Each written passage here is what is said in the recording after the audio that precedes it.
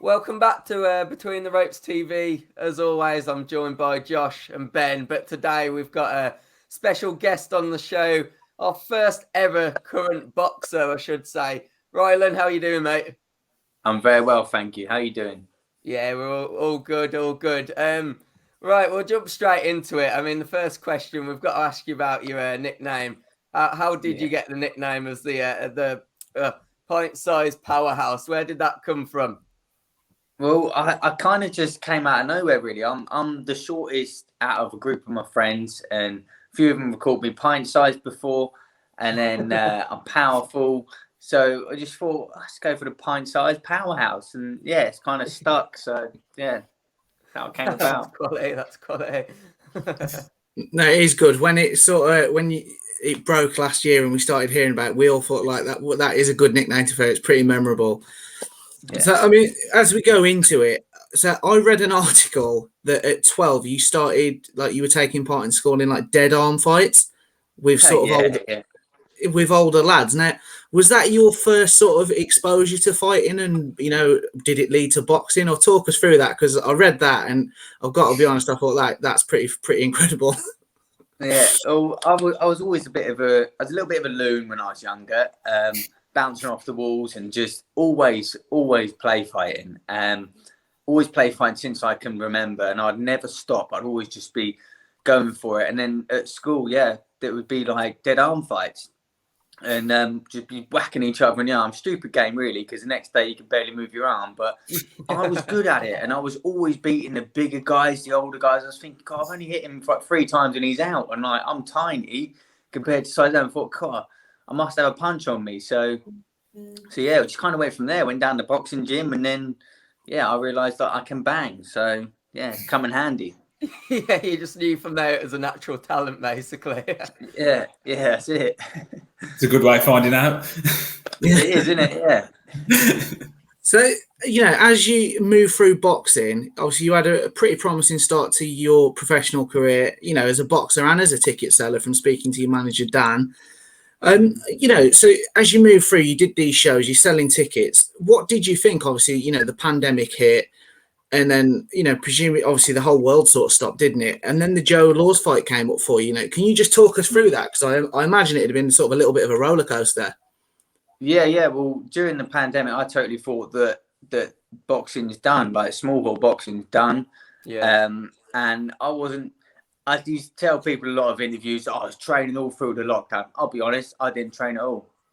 I remember the day I got offered the Joe Laws fight.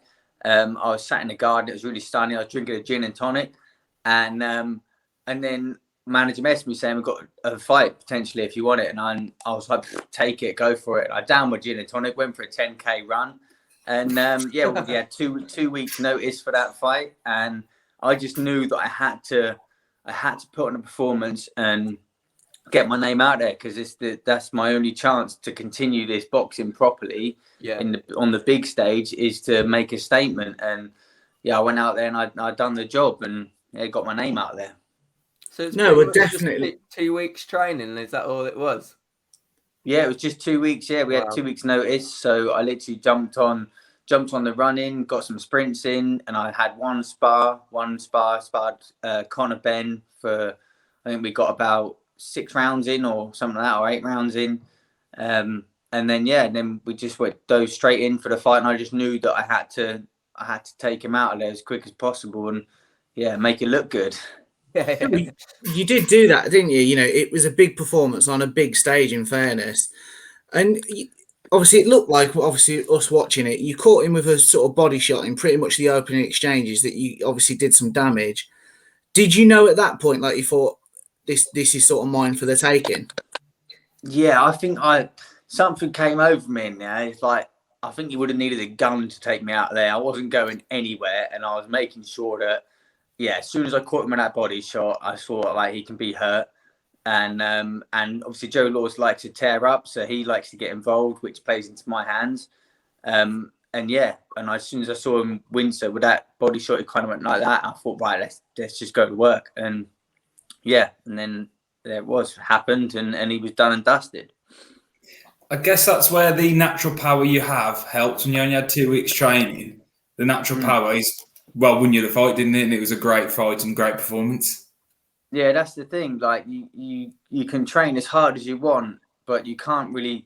You can tweak your power and stuff, but you're unborn with a punch, which is just the lucky thing I've got, kind of thing. And you can't really create a hard punch. And I was born a puncher, and yeah, I'm glad, kind of thing, because it gets me through a lot of fights. It definitely helps in boxing, doesn't it? It comes in handy. 100%. Yeah.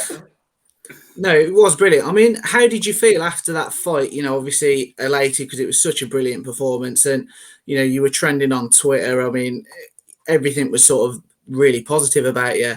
And then obviously the deal came about with Matchroom. So again, I imagine that was like such a whirlwind end to last year. Like, you know, it was quite a negative, and then it just skyrocketed almost.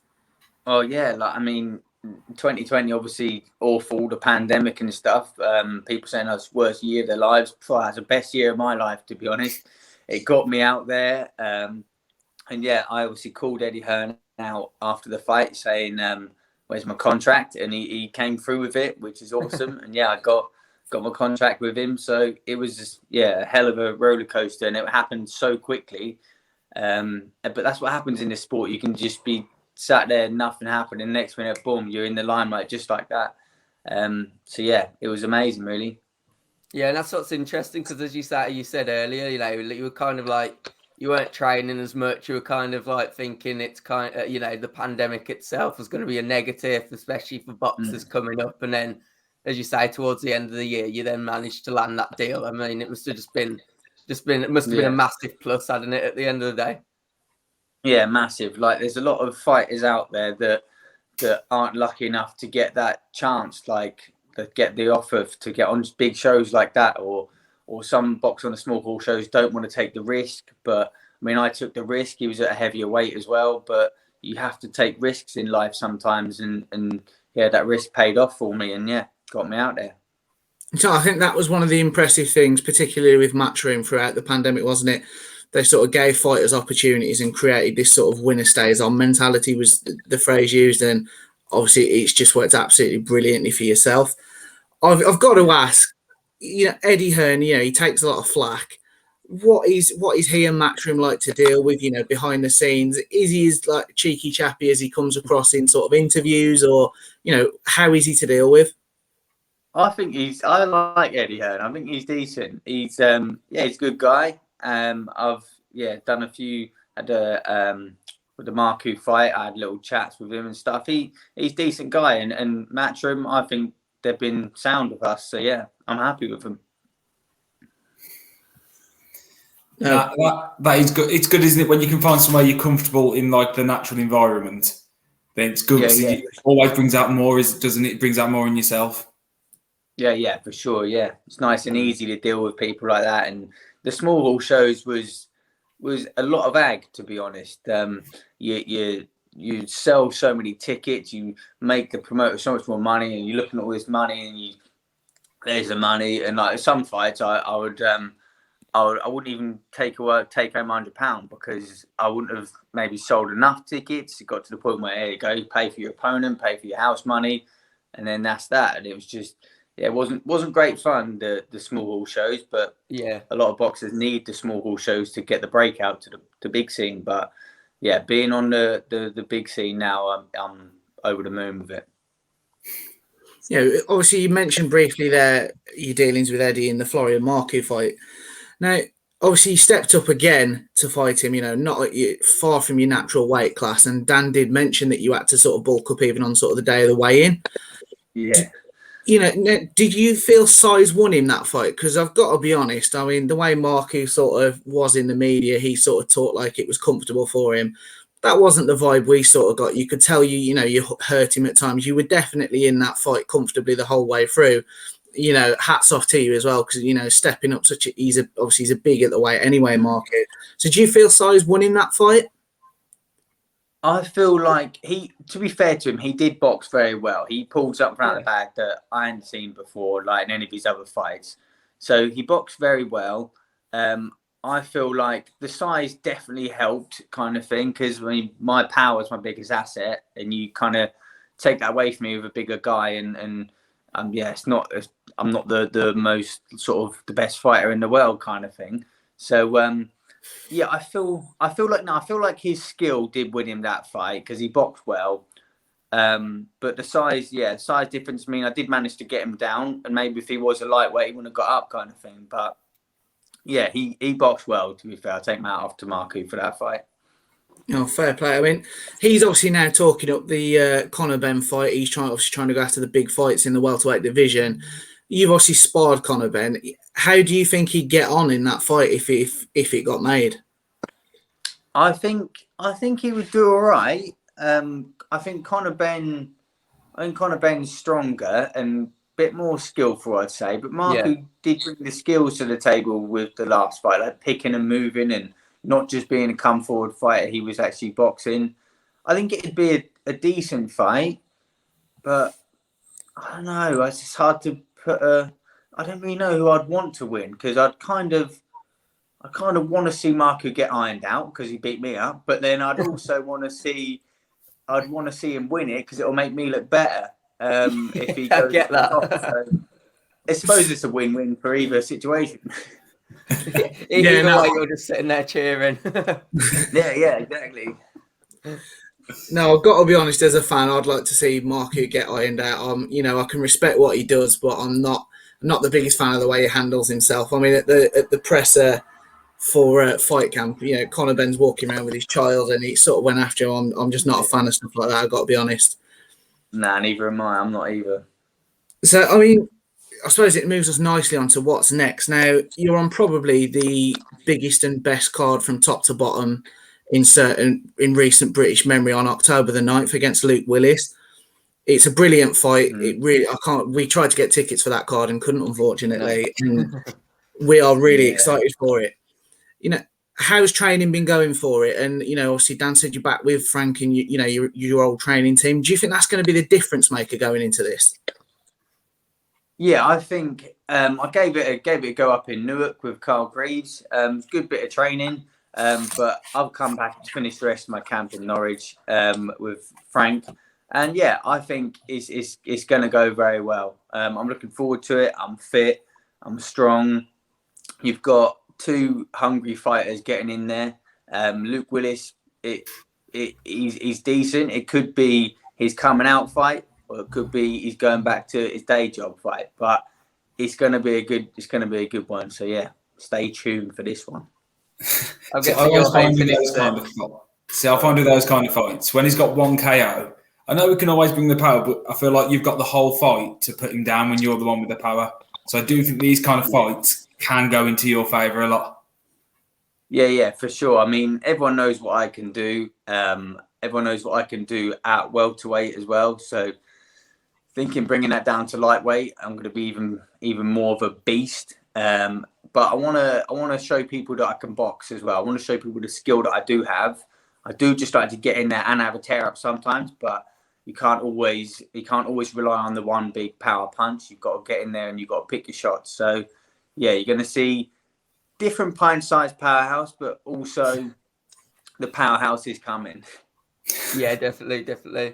One thing I was going to ask is obviously, throughout I guess your professional career, how do I put this? You've not really what you'd call stat padded, really. Like with other fighters, sometimes they're fighting people that they've got 20, 30 losses to their name. Yourself, you've always fought fighters that are going to be respectable opponents. Is that something you've done consciously, or is that just something that's like obviously come up with being a part of Matchroom, where they've just put you in with those fighters where it's going to be a really good tear up? I think I've always kind of wanted fights. I never wanted journeyman fights. I never wanted people that have had all these losses, because they make boring fights. I think they run off, they protect themselves, which is great. That's what they have to do. It's their job, kind of thing. But they don't really bring to the table. You want someone that's going to come and have a fight as well, because they make mistakes and then you land the big shots. And yeah, I've always wanted a proper fight. I don't see the people that go for the journeyman and have lost like 100, 1-2. It's like it's pointless. Like, it's not a fight in my eyes, and I feel like yeah, I've always wanted to have the good fights. And yeah, Matchroom have said I'm always going to be in 50-50 fights. And I think that's how it should be. And I suppose that's probably, probably why, like, I guess you come up in the professional industry has happened really because of that, like, not wanting to fight the journeymen. Matchroom know they can put you in with a good fight. And as you say, it's going to be a 50-50.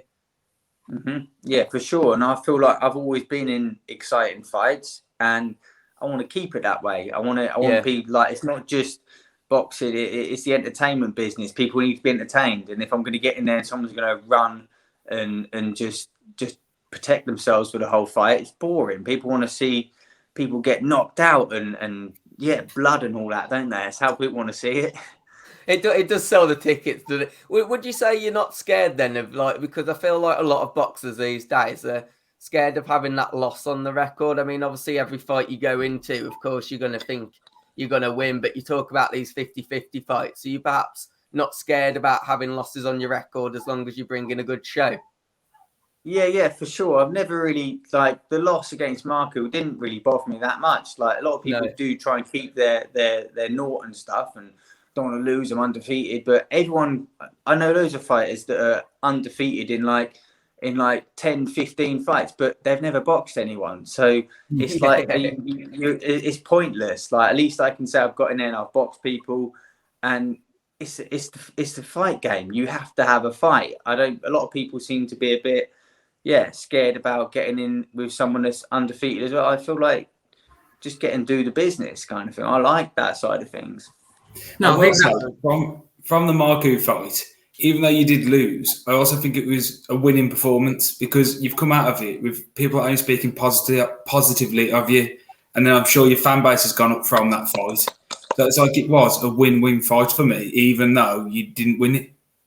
Yeah, exactly. I feel like I had so many lovely messages from hundreds of people messaging me saying well done and stuff, and I feel like it's nice that to get the acknowledgement that I lost the fight, but I put on a hell of a fight and I entertained everyone, and that's my job. So I'm happy with that. No, definitely. It's such a refreshing sort of attitude to hear off fighters now, because like you say, there is a lot of emphasis on that sort of on keeping you zero. And I think as fans, because that's all we are, it makes it so easy to get behind a fighter, and you sort of almost care about them because like you don't get enough of fighters like yourself with that sort of attitude now. I mean, we've given a few fighters stick on here for doing exactly that. They've got 10 fights and combined their opponents have lost 200 fights and won 3. And it's just boring. Nobody wants to see it. So can't sort of commend you enough for that. As fans, we do really appreciate it. So I mean, you talk about being in shape, and you're really clearly athletic. You're always in shape. Can you talk us through your training methods? Because, you're obviously very fit. You've got a really exciting, fan-friendly style. And, obviously a lot of work goes into that. Yeah, for sure. A lot of strength and conditioning, getting a lot of that in, a lot of road work. Always got to get your running in. And just eating clean, eating well. And being a chef in my day job, I know how to, get the good food in you. And so I can make kind of healthy dieting taste good, so that helps.